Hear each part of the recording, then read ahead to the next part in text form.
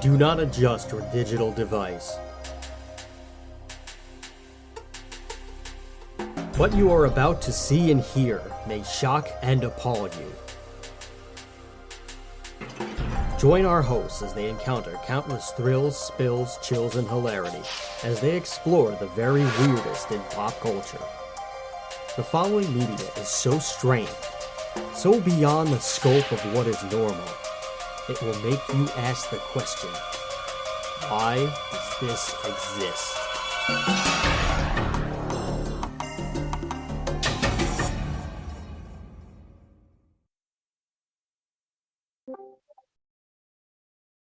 Hello everyone and welcome to another episode of Why Does This Exist? I'm Chris. And I'm Rob. And today we have a very niche and silly horror show planned for you guys. We will be talking about Garth Marenghi's Darkplace, this magical cult classic that maybe you heard of it, maybe you haven't, but you're in for a treat. Yeah.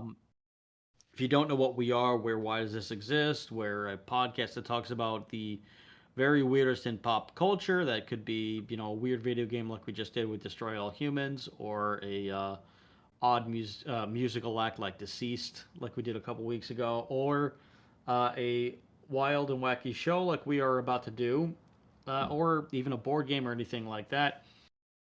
If you want to help us out, all of the links are in the description. So, like, the easiest way that you can do that is by one, listening to this and making other people listen to it. But we really appreciate it if you just kept subscribing and interacting with our YouTube channel, because then, we could get to 500 subs and then we could start making money off this sucker. You could also, do all the other things too. Join the Patreon if you want to give us extra money. That's all I got to say about that. That's the news. Here's the weather. You are now about to witness the true strength of street knowledge from a ragtag group of rogues. So let's get on with the goddamn show. Rob, take it away. What is Garth Marenghi's Darkplace? So Garth Marenghi's Darkplace is it's one of those TV shows that's kind of a show within a show. It was created by Matthew Holness and Richard Ayoade. I don't know how to say his last name. Ayoade. It's the guy from the IT crowd. Ayawadi, maybe? Ayawadi? I don't know. Richard Ayoade. He was in the IT crowd, so I mean, if you've seen that show, you probably recognize him.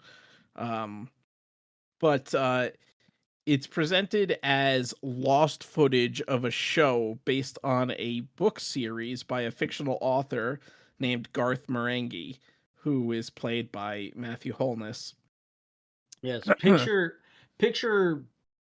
a very bad Stephen King, very bad R.L. Stein type of guy, and you pretty much get Garth Marenghi. Yeah, and he's excessively wordy. Like, he reads excerpts from his books at the start of every episode, and they're all extremely wordy and nonsensical. So if you like wacky, absurdist humor, this is your show. Yes. And basically it's kind of presented as it's framed with this documentary segments where Matthew Holness plays Garth Marenghi and talking about the show and the books that it's based on, and Rich Ayoade playing Dean Lerner, who's Garth Marenghi's publisher, and he also plays the hospital administrator Thornton Reed on the show. So it's kind of weird because it's two actors playing fictional characters that are also playing fictional characters on a fictional show. Yeah. So it's we're getting into Inception levels of deep here. Yeah, it is super meta, and one of the other things that makes it so beautiful, so beautifully meta, is life imitating art, because the fake show Garth Marenghi's Darkplace gets canceled in the lore of the show. Garth Marenghi's Darkplace got canceled, but in real life, Garth Marenghi's Darkplace got canceled. Yes. Well, after one season. Yeah, so it's it makes it even funnier because the meta is like perfect. Yes. And the show is intentionally acted and designed and produced to look bad and low Yes. budget. It's So supposed to be like, basically a parody of like both 80s medical drama combined with 80s sci-fi slash horror TV. mhm. With very low budget. So almost like early Doctor Who kind of thing where you could see the wires, you know. Yeah, Um and like the acting is like terrible. Yes. Well, Garth Like, Marenghi's playing his character, Dr. Rick Douglas. So, he's an author, not an actor. And it's the same thing with Dean Lerner playing Thornton Reed. He's the publisher, and he's a horrible, horrible actor. He's like clearly someone who's never acted before. Which right, would and would all their lines are delivered like they're just reading it off the script, like for the first time out loud. yes. And it's hilarious because, you're seeing Richard Richard I don't know how to say his last name. We'll just say Richard A. Big Rich. Yeah, you see him playing, as like an actor, like when it's hilarious because when he's playing Dean Lerner, like in the segments that's talking about the show, he's actually acting, and he's got to like not act to play Thornton Reed. So it's like an interesting like dynamic because he's a real actor who's playing someone who's not an actor who's pretending to be an actor basically. Again, the level of inception is like crazy. Right. Some people are arguing that this is the best acting of all time because they're intentionally acting like they can't act. Yes. Uh so the premise of the show itself, like the show within the show, is that Dark Place is this hospital that is, well, it follows Dr. Rick Douglas, who's like kind of like this hotshot doctor at Dark Place Hospital, and um he's basically like the house character where like he solves the mystery like every single episode. um but Dark Place Hospital is more than just like medical mysteries because the hospital is like haunted and also like built over a portal to hell, and also being attacked by Lovecraftian entities at all times. So And the it Scots. yeah, They've also pissed off the Scottish men. yes. So basically everything that could possibly go wrong at this hospital goes wrong, from demons to hauntings to whatever. And Rick Douglas not only has to fight off the demons, but also solve like, medical problems. Yes. And it's implied that they say explicitly that he used to be a warlock. So he's like also got magical powers on the top of being a doctor. Yes. Now the other characters on the show are played there. Now the other actors of the show are actual actors in the fake show. So they're playing real actors who are just bad actors. Like they're not Yes. non-actors like the other two. And that is Matt Berry is Todd Rivers, who Matt Berry, if you know, he's better known for what we do in the what we do in the shadows, which is Hmm. a really great show, and I believe the next season that we're getting is going to be the final one, which after six seasons, yeah, it's the right time to end it. I feel like they could have ended it on five, but that doesn't matter. We also have Alice Lowe, who plays a excuse me, Madeline Wool. So she's also like another actress who's also just a bad actress. But the show's like writing is also like terrible, where like Yes. it's very sexist, and that almost like lends itself to even more ridiculous jokes. And like there's an episode where Madeline gets psychic powers, and they almost like she uses it to just get even with all the male characters who are just being assholes to her. Hmm.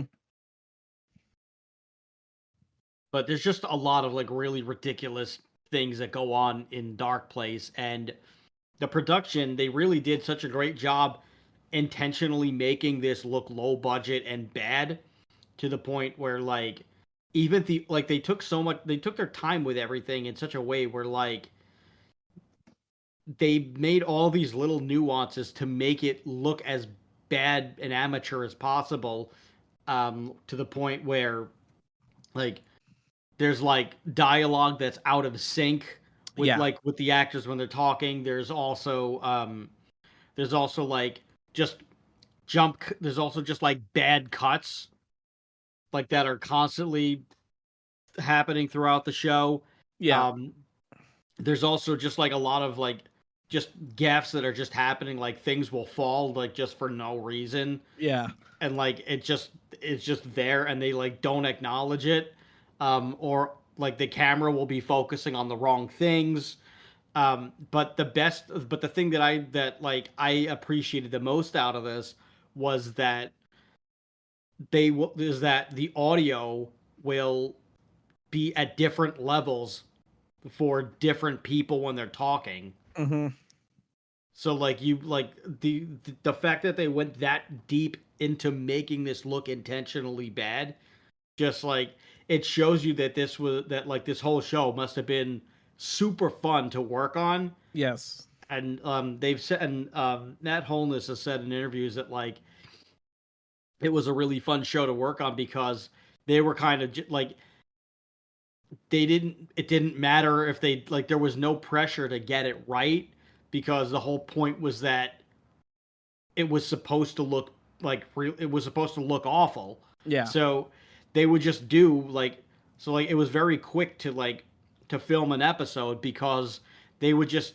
do the lines they would do like one or two takes, and this is for a few reasons. One, because they shot on film, so they really couldn't like they didn't have the luxury of going back and doing a million takes, but yeah, that also like helped the show because they would do like maybe two or three takes at best, and like if it was bad, or like if they screwed up half the line on one and then they screwed up the other half of the line on another one, they would just splice them together and it wouldn't hmm, matter whether or not it looked any good because yeah, that like played into the point. So they were just kind of like they were just going by the seat of their pants. yeah.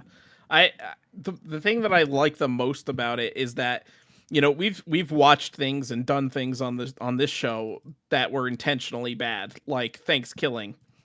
Um, but it was like, yes, it was intentionally bad, but it was also really just bad. Yeah. Garth Marenghi's Dark Place was not that at all. Like, yes, they're trying to be intentionally bad, but it's actually pretty like hilarious. All the gags that they do, purposely showing that it's supposed to be bad, low budget 80s like TV show. It like it's clever what they do with it. And Right. Like this is a so bad it's beautiful thing. yes, yeah, it's like And and like they actually did a good job making it bad, which is yes. good. It's not like they Th- just like didn't give a shit and made it bad just for fun. Like they like actually like went into thought of how to make the gags work and make it funny, but also right. like parody like that like really bad 80s like style.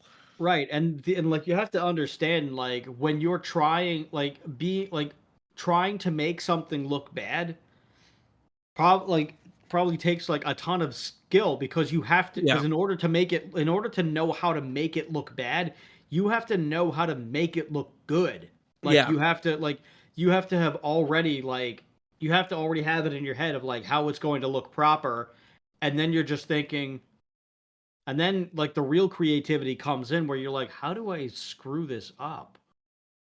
Right? Like you're Yeah. like reverse you have to basically reverse engineer it and like look at it like perfect first and then say, okay, well, I can I can dangle a light cord here. I can I can shoot the plant in this room instead of the actors. Like I can make this light go out Mhm.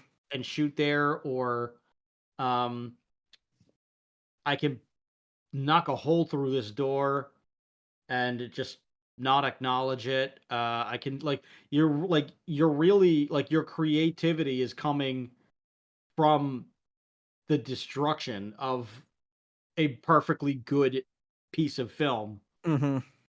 which I think is more challenging.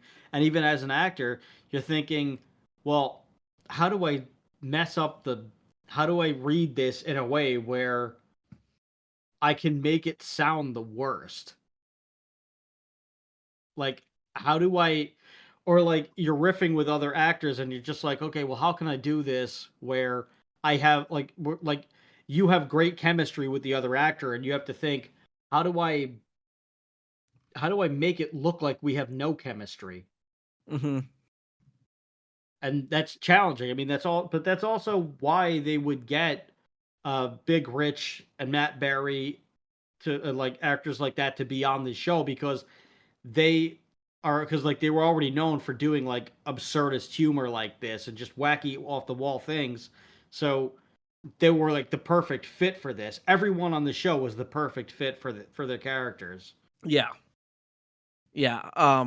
And I And feel like I feel like a lot of the other actors were just like crew people that they just got in it, to like it just do probably, I'm sure they something. were. Or just minor actors, like, Yeah. extras. Um, Garth Marenghi, the character, like Matthew Holness, has actually done other things with the character also. Um, he's got two stage shows that he did called Garth Marenghi's Fright Night and Garth Marenghi's Netherhead. Hmm. And then also did a spin-off Man to Man with Dean Lerner, where basically like Dean Lerner is doing it's like an interview show with Dean Lerner, the publisher, um, with various people from Darkplace, and yeah, it's so the character, it's almost like I would say it's almost, I mean, not quite as prolific, obviously, but it reminds me of something that like that Mike Myers would do. It's almost like Yeah. a Mike Myers character. Um, but every episode has, like you said, him reading an excerpt from his book. And he narrates also like the intro and stuff like that, and it's hilarious because he's like, he describes himself as all these like mystical, they like Dreamweaver and shaman and all this other stuff, and master of the macabre, and like it just does nothing but praise himself. And even though it's very clear that like in universe he's like, yeah, he's like a prolific writer but doesn't write actually good books, he just like writes a lot of books. um Well, like one of his quotes is, I'm one of the few people I know that have written more books than they've read." yes, exactly. um yeah, I was gonna mention that. It's like, he's clearly like, he's portrayed as like an someone who thinks he like way more highly of himself than he's actually worth. Like, he has like way too much self-worth. um and so he claims that he like left school at the age of 8. Like, Yeah. that he was like, he was so smart he didn't need school. So it's just like, he's clearly like an idiot savant, but not really a savant. He's just an Mhm. idiot. Yeah. um so it's like, it really like contributes because, again, he's playing this, like, Garth Marenghi is playing him, like his character Rick Douglas, and like, is obviously trying to make his character like, it's very clearly like a Mary Sue character situation, where it's Mhm. like a self-insert character and he's just trying to make him this badass basically. But Yeah. it like tracks for the character of Garth Marenghi to do that. Yeah, and like it's just it's just really like it's really done very clever the way that they've Yeah. Yeah, it's really like Matthew Holness almost becomes Garth Marenghi, and then has to think like Garth Marenghi, and created, Garth Marenghi's Darkplace, like thinking like the author would think. It's actually a really like really great performance, and great writing by Matthew Holness, because he's got to play it, like he's got to like get into the mindset of Garth Marenghi and then write a show in that mindset. It's yeah. like I think that's like method acting to the extreme. I don't even know if it's method. Like, I mean, I don't know what his he could have like had, I don't know what his technique was, but That's true. like I because mean, he could have I had a just it stellar Adler, seems but like it is amazing character creation and character performance and really yes, understanding and being able to slip into this character, which I wouldn't be surprised if Garth Marenghi is like somewhat of an extension of himself, yeah. but like it just came out to this ridiculous performance and this amazing character that people just fell in love with because of how absurd it was. Also, the glasses that he wears as Garth Marenghi, they belong to Matt Holness's grandfather. Oh, really? Yeah, That's cool. yeah, because his grandfather he just had a bunch of different like glasses over the course of his life, and they saved a lot of them, I guess. So like he wears his grandfather's glasses. Um, Matt Berry's character, uh, Todd Rivers, who's like Dr. Lucien Sanchez in the show within the show, I I think he's like another one where it's like he does such a good job of playing like the stereotypical like he's the handsome 80s doctor that like gets all the like is like a very like big womanizer, and Hmm. it's like he's like he embodies that perfectly. Like it's crazy how good this is, like how this could actually be a real show from the 80s that like Oh got yeah, lost and found again, because it's like it they capture that like mentality so well that it goes beyond parody in a way. yeah.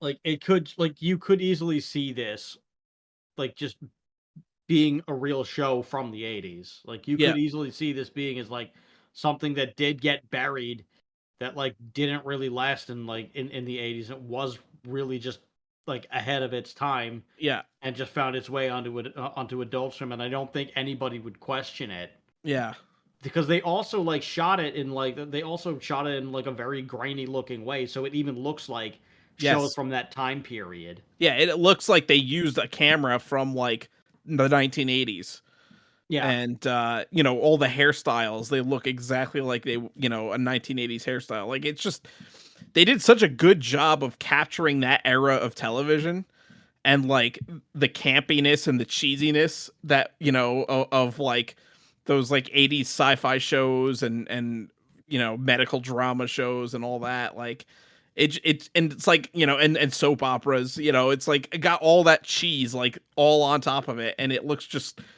it just works so well, and, Yeah. and it like makes so many hilarious like circumstances, because it's like especially like if you've watched any of those like old shows before, and you like know what they looked like and how like they were, and like how shitty they looked back then. It's like, wow, they did such a great job. Yeah, and I mean even like down to the music where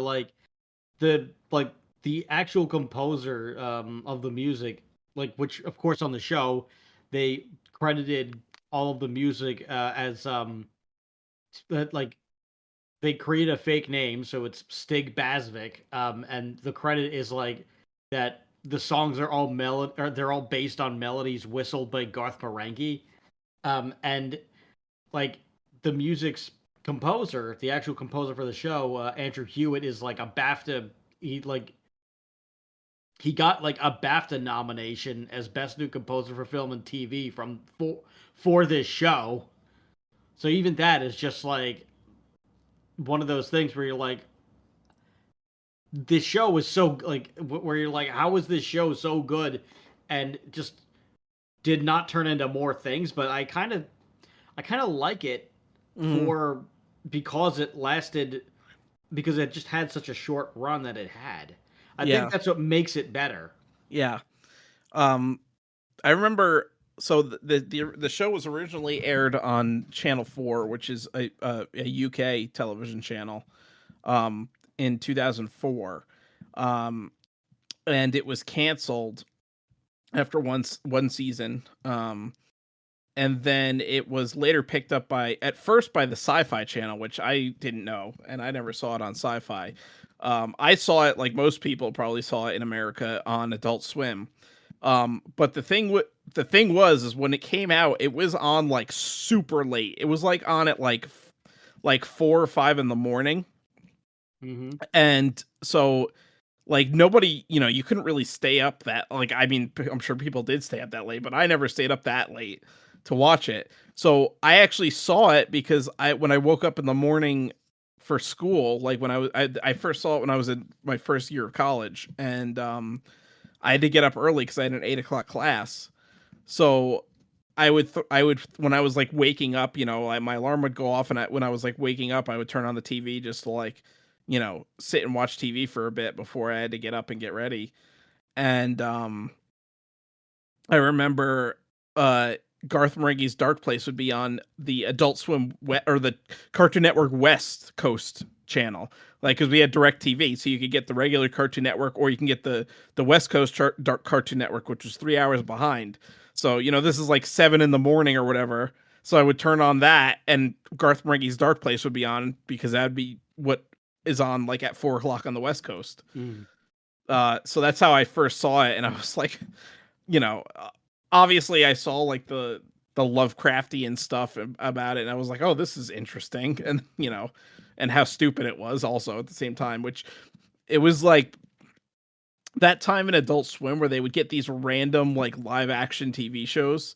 And some of them were actually like these British comedy shows that like were really hard to understand the jokes sometimes if you didn't get British humor. Like the Mighty Boosh was on Adult Swim around the same time, I Yep. believe, too, which Which is another. also another big rich production. Yeah. And actually, um, Noel Fielding, who was part of that, the Mighty Boosh, was also on an episode of this. Um, Yes. so He there's was a in lot the of eighth crossover. episode, right? Yeah, Yeah. yeah. He also is one of the presenters on the Great British Bake Show, Yes, he is. which is like hilarious because the first time I ever saw him, I'm like, holy shit, that's the guy from the Mighty Boosh. I Um, mean, if you've ever watched the Great British Bake Off, it's a really nice, wholesome show. I yeah, really I love that appreciate show. it. It's so relaxing. Yeah, except for the Mexican night episode, that was just very. What were they thinking? But Well, otherwise, listen, they're but British. They don't understand what spice is. no, I know. But they also did not like understand that like people would not appreciate that they were all like wearing sombreros. Yeah. But you take they win the if listen, you win some, you lose some. This was just one of those. It was one of those things where it was like, oh, they're British. It's like it makes sense why they didn't think that that would work. But otherwise, very wholesome show, makes you feel good, and Hmm. everyone is nice to each other. Unlike American reality program where everyone is a dick to the other person Yeah. Well, and I they're mean, all you could even dramas and see it. everything. And Hell's It's Kitchen is the perfect example because there was a British version of Hell's Kitchen before there was an American version. And Gordon Ramsay was on the British version, and he doesn't scream or yell or like curse out people on the oh, British version.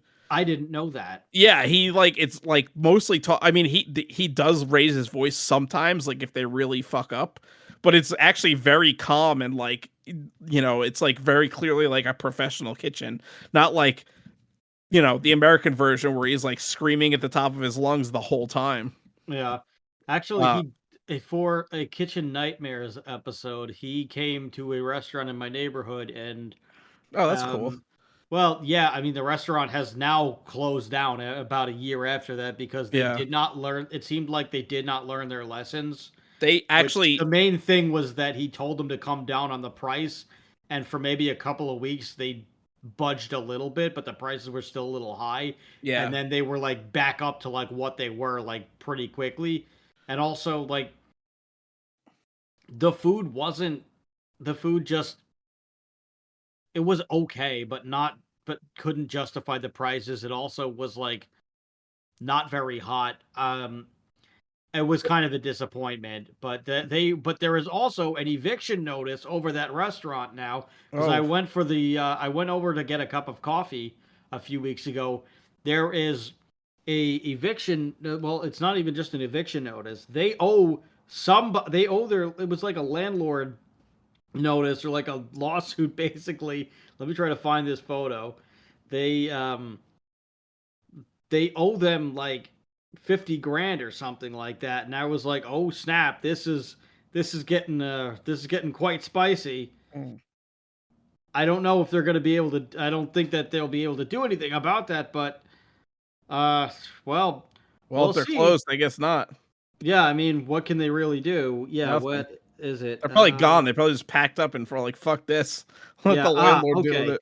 Yeah, your landlord has started an eviction non-payment case against you for the rent landlord claims you owe.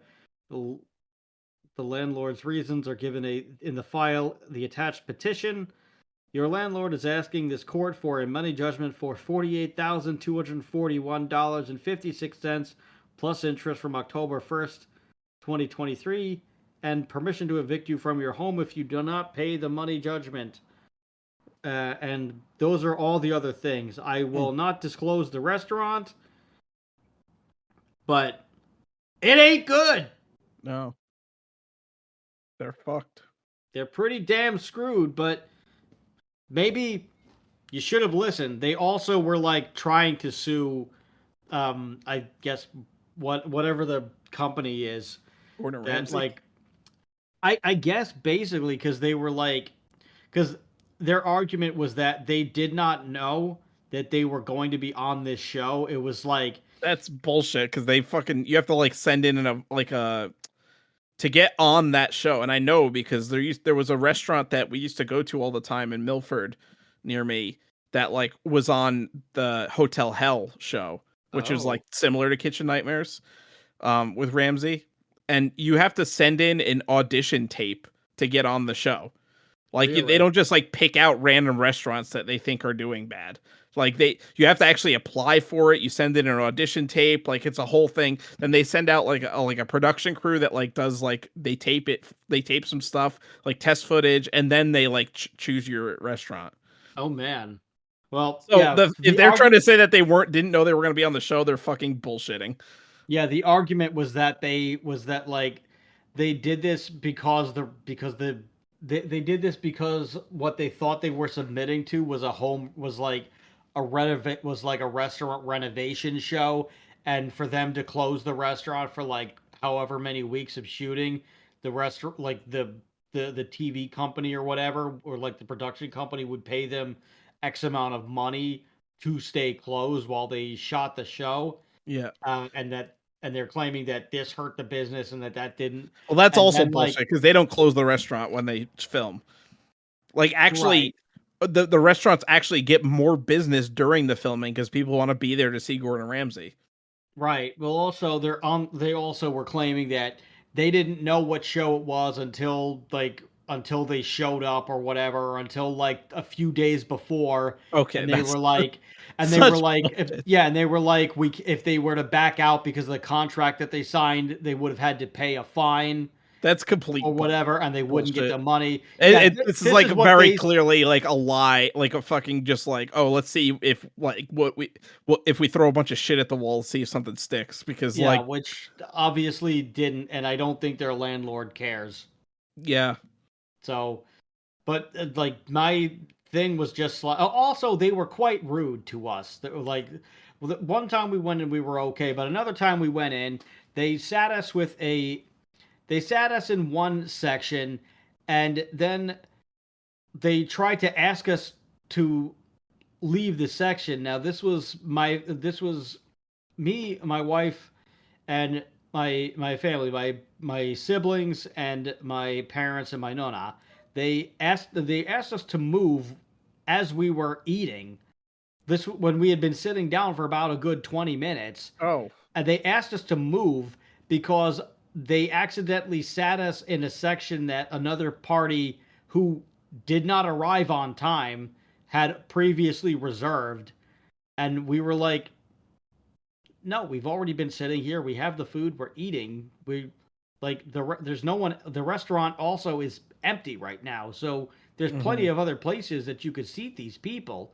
You could, and they're like, oh, but it's a big party, and they were supposed to get the spot that you're in, and we're like, well, whose fault is that for seating us here? Like, whose fault is that for not putting a reserved sign on the table so that other staff would know not to seat anyone there? Yeah, Like, I'm not sure which there was no sign, so it's like whose fault is this? You can't ask me to do this while I'm in the middle of eating. And or you at least say, "Hey, I know this is inconvenient. If you could just move if you could just move, we could like we could get you like, a free round of sangria, or we could give you like extra food or whatever. We could do something to accommodate you." But it was just, "Hey, please move because someone else was supposed to sit here and now they're here and they're upset." Where it's like, no, you like, Yeah. and then they were rude to us the rest of the time that we were sitting there. And these assholes were giving us dirty looks. And we were like, don't get mad at us. Get mad at the person who promised you this seat and couldn't deliver. So so after that, I was like, I'm not going anyway. So when we saw that they were on the episode, we were quite interested, and it seemed like other people seemed to have a similar experience with these people. And well, they got what they got because they didn't learn their lesson. And I'm sorry that they're going through this, but they got what they got. You shouldn't have messed with me. Yeah. Now this is happening. Anyway, what I'm trying to say is I am a karmic force in this universe not to be trifled with. Just like Darkplace. Yes. I am Darkplace. Oh God, the hospital or the show. The portal to hell underneath. All right. That's me. But God, it's like I had never heard of this show before you told me about it. We were Yeah. kicking back ideas over like just random things one night. We were kicking over a bunch of ideas of like topics that we could discuss for this episode, and like or just any episode really, just topics that we could discuss for shows and future shows. And you're like, "What about Garth Marenghi's Dark Place?" And I was like, "What the hell is that?" And you were like, "You never watched Garth Marenghi's Dark Place?" And I'm Hmm. like, "No, I don't know what it is." And you were like, "You would love this." You like, and I was like, what is it?" And you're explaining the whole show to me, and I'm like, "Okay, this sounds really great." And this was maybe 6 months ago or something, and Yeah. we never really like pinpointed when we wanted to do it. So I think you were like driving home from work one day, and and I was like, and you were like, "I don't know if I could do the show maybe, or like what do we have planned?" And I was, and then we were just like, "Well, maybe tonight we should just like plan out for our October stuff." Yeah. And then I was like, "Wait, you're driving now, you're in the car, like are you close to home?" And you were like, "No." So we decided that we would just do it on that show and just like write it and just like put it somewhere. Hmm. And we decided to do an episode about this show. But I watched all 6 episodes in the previous week on Peacock. Now it got a DVD release, but it was had a very low print run, and I'm sure whomever the distributor was, like, didn't really put a whole bunch of stock into it or like money into it really. So it was quite difficult to come by the DVD series, and they eventually I guess it must have been like Matt Holness or somebody who was involved with this show. They like it's you could just watch everything on YouTube, and nobody is like tried to take it down or anything like that. You can also watch it on Peacock. You can watch it, I think, on some thing called Pluto, or like Yeah. Pluto or something. it's on a bunch of streaming services where you really do not you or and like you don't have to pay anything to really watch it. Like you can watch this whole show for free because they're like, we just want people to find out about this, which is super cool. So you can find it anywhere now, but it's it's just so goddamn funny, and it's so well done. Like Yeah. they really nailed making it bad. Yeah. It's very hard to explain why it's hard to say that they did a great job at fucking this up Yeah. because it's just the whole thing doesn't make any like the whole set that whole sentence is a huge oxymoron. Mm-hmm. But that's exactly what they did. They really did bad great. Yeah. Yeah. Like I said, we've watched things that were intentionally bad before, and they were just bad. Um, this is not one of those. This is definitely something that is like a hidden gem. Yeah, and the Um, difficulty of just trying to make something bad on purpose. It's just I feel like when you're doing something like this, but to do there it is right so and make it actually funny, that's the yeah. difficulty I because was gonna, right. I was gonna say there's probably such a small margin for error where like it will either be bad like The Room or anything where yes, like now Tommy Wiseau has tried to he's aware that it was that like The Room was just bad because it was bad and that's why people love it, yeah, where now everything that he does he tries to like he tries to recapture that same magic where it's not possible yeah. and it He, just he, isn't he very good. some of his content has been kind of funny. Like he did the Tommy was O show That where was he like okay. yeah he played video games and stuff, and it was kind of funny. Um, but yeah, like he's never gonna capture that organic feel that The Room had because that was like he wasn't intentionally trying to make The Room bad. He was trying to make it an actual movie, and he was just completely. So he's like Tommy Wiseau is like the real Garth Marenghi, pretty much. Like he's a dude that's trying to make a movie, had no training on how to make a movie, and just did it anyway, basically. And Yeah, I it was hadn't thought horrible, about that. but also amazing at the same time. Yeah.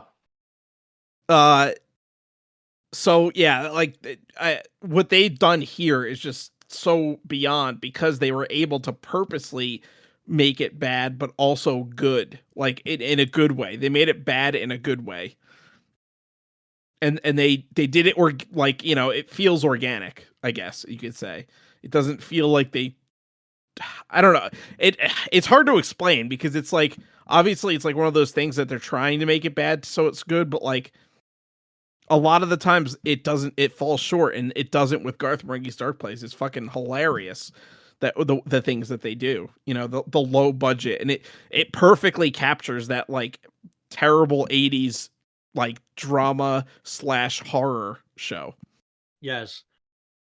They had tried they had tried a little bit to get a second season pushed through, but they didn't try very hard, and like Yeah. they've kind of admitted that in interviews where like one they showed like they had like screened their ideas for season 2 to like people to like executives or like or whoever was in charge at like 11 o'clock at night on a Tuesday or something, where like it was just like a badly timed meeting where they were like, no, we're not, like no one want like people just want to go home, they're not excited to do anything at this hour, so they think that that was one of the reasons why they passed.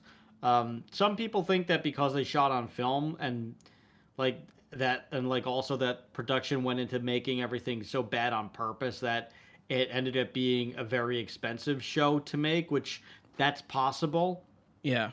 And the fact that it did not get very high ratings or anything just kind of was like very obvious evidence for the studio to be like no. Hmm.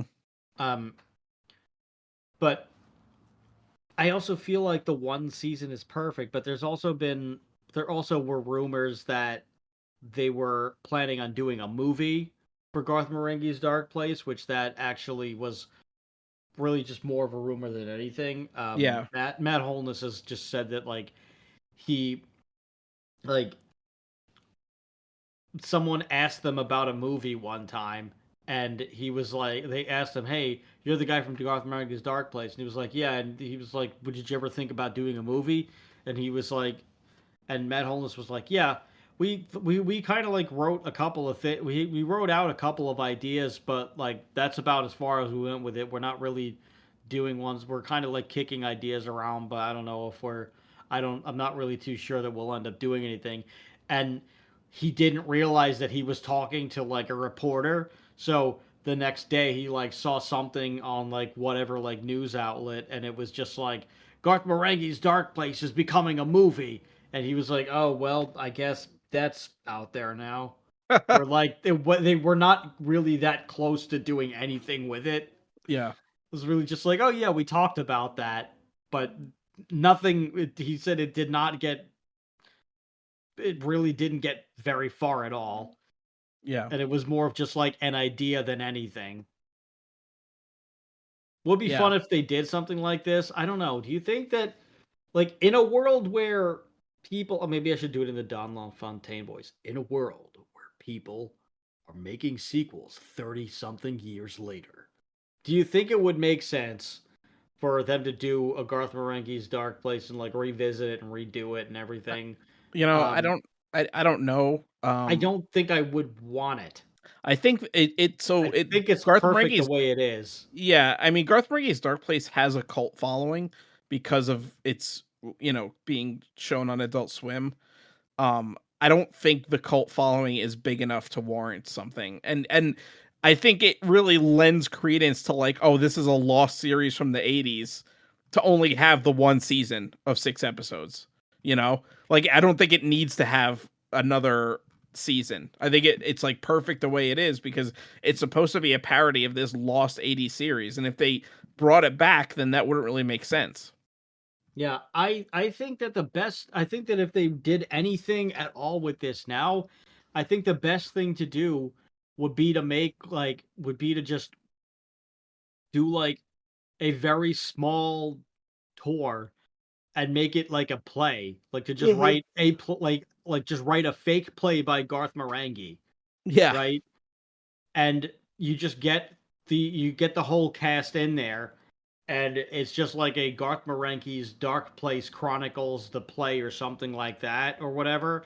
Yeah, And similar to like like the Day Man Cometh of Always Sunny, how they did it as a live stage show.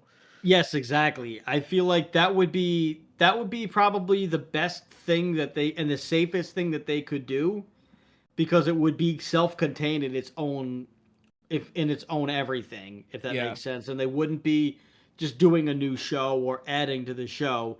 It would just be an intentionally badly acted and badly produced play where they could like write in all of these gags and they could just have like a small theater run and just they and like they'll put it in like smaller theaters and stuff like that, maybe even community theaters or just something like that where it's not like they wouldn't be putting this on Broadway, right? But like maybe an off Broadway thing, or just anything like that. And I think that would be a lot of fun, like just playhouses and stuff like that. yeah,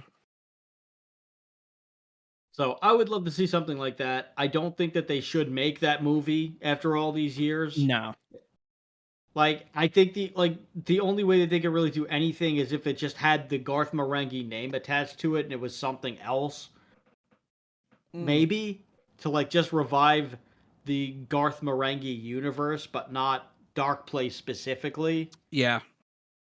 If they were Well, to do anything, but I don't.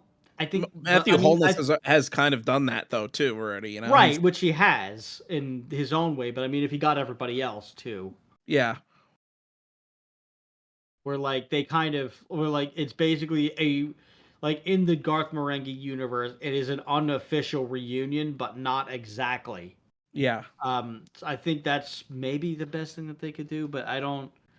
I like Dark Place by itself, and I don't think they should do anything else with Dark Place specifically. But I think they could do more things with just the Garth Marenghi name if yeah, they were going to do anything at all. yeah. I agree. It would also be interesting if they just did a Garth Marenghi thing that was actually like a good, like a well done production. Yeah, but And it's I like think it would ruin the magic I a think little it bit. would too. No, I think it would too. I mean, even if like there's a whole like well, what if it was done as a like a mockumentary where like they're Or trying to produce you know what? A mockumentary about the failed movie would actually be pretty damn funny. or if they did it like a parody, like they did like another meta thing where it's like them trying to like do a reboot of the series and like making it like really like stereotypical like early 2000s or something like that, kind of looking like, and make it like, oh, they're trying to like bring it back into like, like a more modern age, but like it's still like shitty, and have like really bad CGI and stuff like that, and like those Oh, like that could work. like those sci-fi original movies, like how bad the CGI on the was on those. Oh yeah. You know what? Maybe that could work. Yeah, something like that would be probably pretty funny. Yeah.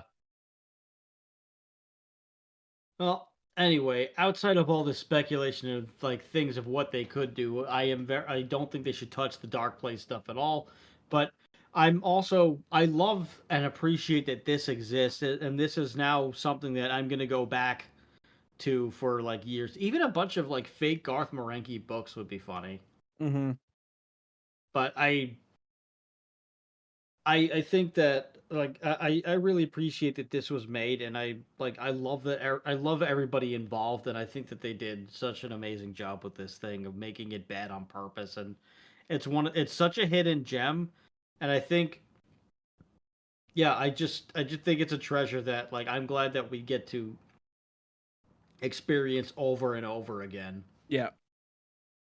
So two thumbs way up Yeah. for this show. I love it. And I think anybody should take a look at this thing. If you're into like really wacky, absurd stuff, then this is the show for you.